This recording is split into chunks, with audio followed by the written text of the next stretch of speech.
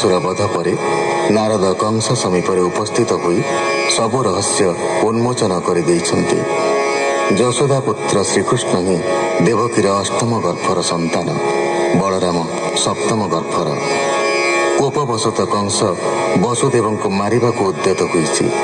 ନାରଦ ତାକୁ ନିବୃତ୍ତ କରିଛନ୍ତି ଆଉ କହିଛନ୍ତି ଯେ କୃଷ୍ଣଙ୍କୁ ମାରିଲେ ସେ ସୁସ୍ଥ ହେବ। ସାଙ୍ଗେ ସାଙ୍ଗେ କଂସ କେଶୀକୁ ବୃନ୍ଦାବନ ପେଶିଛି ଆଉ ଧନୁଯାତ୍ରା ଦେଖିବା ଉପଲକ୍ଷେ ରାମକୃଷ୍ଣଙ୍କୁ ଧରି ଆଣି ମାରିବାର ପରିକଳ୍ପନା କରିଛି। ସୁକବାଚ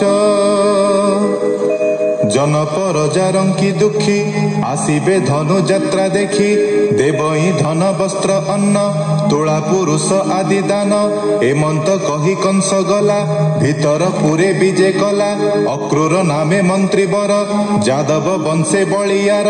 କଂସର ବିଶ୍ୱାସ ଅପାର ଡକାଇ ଆଣିଲା ସତ୍ୱର, ତାହାର କରେ ହସ୍ତ ଦେଇ କହଇ ଏକାନ୍ତେ ବସାଇ। ଭୂମି ତ ଶୁଣ ମୋ ଉତ୍ତର, ବିଶ୍ୱାସୀ ଅଟୁ ତୁମହର। ଇଷ୍ଟ ବନ୍ଧୁରେ ସତ୍ୟ କହି ବେଦ ପୁରାଣେ ଅଛଇ। ତୋ ତହୁ ନାହିଁ ଅନ୍ୟ ମିତ୍ର, ତୁମର ପ୍ରାଣ ପଞ୍ଚଭୂତ। ତୋହର ବଳେ ଆଜ ମୁହିଁ ଶତ୍ରୁ ସଂହାରିତେ ଲଡ଼ଇ।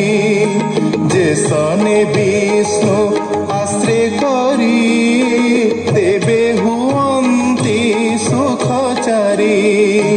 ନନ୍ଦ ଗୋକୁଳେ ବେগে ଯାଅ, ମୋହର ହିତେ ଯେବେ ଥାଅ।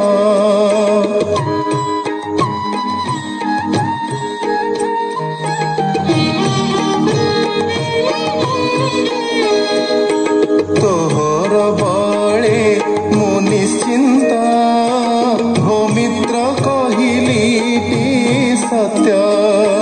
ବସୁଦେବର ପୁତ୍ର ଦୁଇ, ରାମ ଗୋବିନ୍ଦ ବେନି ଭାଇ। ଥୋଇଲା ନେଇ ନନ୍ଦ ଘରେ, ଲୁଚାଇ ବସୁଦେବ ଡରେ। ତୁ ବେগে ରଥ ଘେନି ଯା, ମୋର ଛାମୁରେ ଆଣି ଦିଅ। ଦେବକୀ ବିଭା ହେଲା ଯେବେ, ମୋତେ ଯା କହିଥିଲେ ଦେବେ।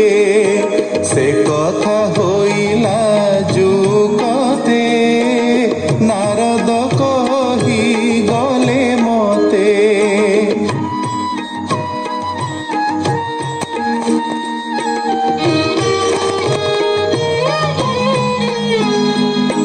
ମୋତେ ମାରିବେ ବେନି ଭାଇ, ଏ କଥା ଉଚିତ ନୁହଇ।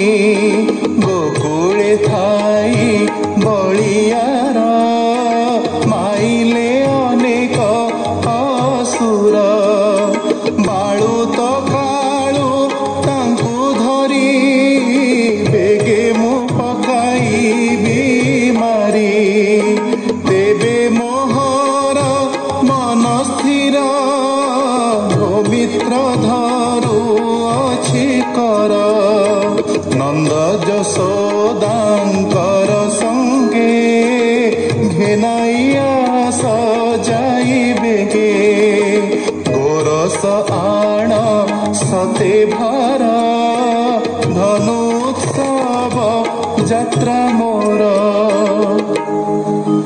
ଅଣାଇ ମଥୁରା ନବରେ, ବନ୍ଦୀ କରିବି ବନ୍ଦୀ ଘରେ। ରାମ ଗୋବିନ୍ଦ ଅଣାଇବି, ହସ୍ତିର ଦନ୍ତେ ଗୁନ୍ଥାଇବି।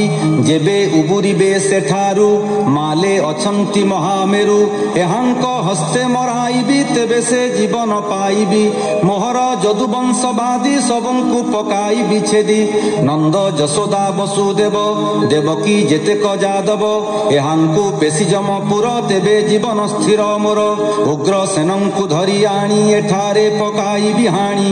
ଦେବକ ନାମେ ତାର ଭାଇ ମୋର ମରଣ ସେ ଲୋଡ଼ଇ। ମୋର ବୈରୀ ଛନ୍ତି ଯେତେ ଭୋ ମିତ୍ର ମାରିବି ଏମନ୍ତେ। ତେବେ ସେ ମହୀୟ କଣ୍ଟକେ ଭୋଗ କରିବି ମୁହିଁ ଏକେ। ଶ୍ୱଶୁର ଜରାସନ୍ଧ ମୋର ସଂଗାତ ଦ୍ୱିବିନ୍ଦ ବାନର। ସୁର ନାରକା ବାଣା ସୁର ଅଛନ୍ତି ମହାମହାବୀର। ସାଲ୍ୱକ ଦନ୍ତ ବକ୍ରବୀର ପୁଣ୍ଡ୍ରକ କାଶୀ ରାଜେଶ୍ୱର। ଏ ମୋର ସମବଳିଆର ମୋତେ ଡରଇ ସୁନାସିର। ଭୋ ମିତ୍ର ଯାଅ ବେଗ ହୋଇ ଧନୁ ଉତ୍ସବ ଯାତ୍ରା କହି। ବହନ ଆଣ ବେନି ଭାଇ ମିତ୍ର ମୋହର ଯେବେ ତୁହି। ସେ ବିଷ୍ଣୁ ଅଂଶେ ଜାତ ହୋଇ ରାମ ଗୋବିନ୍ଦ ବେନି ଭାଇ। ବିଚାରେ ବଳବାନ କରି ତାଙ୍କ ମରଣ ମନେ ଧରି। ଯେତେକ ବୀର ମୋର ଗଲେ ଗୋଟିଏ ବାହୁଡ଼ି ନଇଲେ। ତାହାଙ୍କ ବଳ ପରିମାଣି ବଳେ ନ ହୋଇ ତାଙ୍କୁ ଆଣି। ତୁ ଯେଣୁ ବିଷ୍ଣୁ ଭକ୍ତ ଜନ ତୋରେ ସଦୟ ଭଗବାନ। ବହନ କରି ଭାବେ କହି ବେଗେ ତୁ ଘେନି ଆସ ଯାଇ। ଟାଣ ନ କହି ଆଣ ବେଗେ ରଥେ ବସାଇ ତୋର ସଙ୍ଗେ। ତୋହର ଭକ୍ତି ଭାବ ଘେନି ଏତେ ଆସିବେ ଭାଇ ବେନି। ହେମନ୍ତ କଂସ ବୋଲ ଶୁଣି ଅକ୍ରୂର ମନେ ମନେ ଗୁଣି। ଅକ୍ରୂର ଉବାଚ ବୋଲଇ ଶୁଣ ନରନାଥ ଏକଥା ତୋହର ଉଚିତ। ଶତ୍ରୁକୁ ବୁଦ୍ଧି ବଳେ ମାରି ତେବେ ଜୀବନ ସୁଖେ ଧରି। କହଇ ଶୁଣ ନୃପବର ଦୈବ ବଳ ବଳିଆର। ଯେ ଯାହା କର୍ମ ଫଳ ବଳେ ଭୋଗ କରନ୍ତି ମହି ତଳେ। ମର୍ତ୍ତେ ମାନବ ଦେହ ବହି ଲାଭ ଲାଭ ନ ଜାଣଇ। ଯେ ଯାହା ପୂର୍ବେ ଥାଇ କରି ଭୁଞ୍ଜଇ ସେ ଫଳ ଆବୋରି। ଶୋକ ହରସ ବେନି ପଥେ ମିଳନ୍ତି କର୍ମର ଆୟତେ।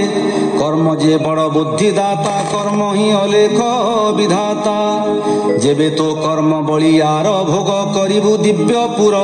ବିବିଧ ରତ୍ନ ଅଶ୍ଵ ଗଜ କରି ଦଶନ ଖଟ ସେଜ। ଅମୂଲ୍ୟ ପୁର ବାରସ୍ୱତୀ ଦେବେ କରିବେ ତୋତେ ସ୍ତୁତି। ଯଦି ତୋ କର୍ମ ବିଡ଼ମ୍ବନ ହୋଇବ ଅକାଳ ମରଣ। ଭଣଜା ହସ୍ତେ ଯେବେ ମୃତ୍ୟୁ ଯାହା କହିଛି କୁଶ କେତୁ। ଏଥକୁ ନିଶତ ହୋଇଲେ ଆଉ କି ଥିବ ଦେହ ଭଲେ। ତୋହର ଆଜ୍ଞା ଶିରେ ଧରି ଭୋ ରାଜା ଯିବି ଗୋପପୁରୀ। ଶୁଣି ସନ୍ତୋଷ ଭୋଜ ରାଜା ଅକ୍ରୂରେ କଲା ଦିବ୍ୟ ପୂଜା। କଂସ ପଶିଲା ନିଜ ପୁର ଅକ୍ରୂର ହୋଇଲା ବାହାର। ପଥେ ସେ ବିଚାରଇ ମନେ କୃଷ୍ଣଙ୍କୁ ଦେଖିବି କେଶନେ। ସତେ କି ଦେଖିବି ସେ ମୁଖ ଖଣ୍ଡିବି କୋଟି ଜନ୍ମ ଦୁଃଖ। ମିଳିଲା ନିଜ ପୁରେ ଯାଇ ଗୋବିନ୍ଦ ପାଦେ ଚିତ୍ତ ଦେଇ। କହଇ ଦାସ ଜଗନ୍ନାଥ ଅକ୍ରୂର ସଜ କଲା ରଥ। ସେ ରଥ ପଛେ ଥାଇ ଧୀରେ ମନ ମୋ ଯାଉ ଗୋପପୁରେ। ସୁଜନେ ଆସ ସଙ୍ଗ ମେଳେ କୃଷ୍ଣ ଦେଖିବା ଭେନି ଡୋଳେ।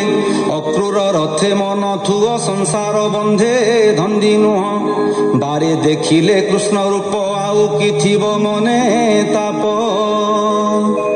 इति श्रीमद्भागवते महापुराणे पारमहंस्यां संहितायां दशमस्कन्धे पूर्वार्धे अक्रूर सम्प्रेषणं नाम 39 अध्यायः।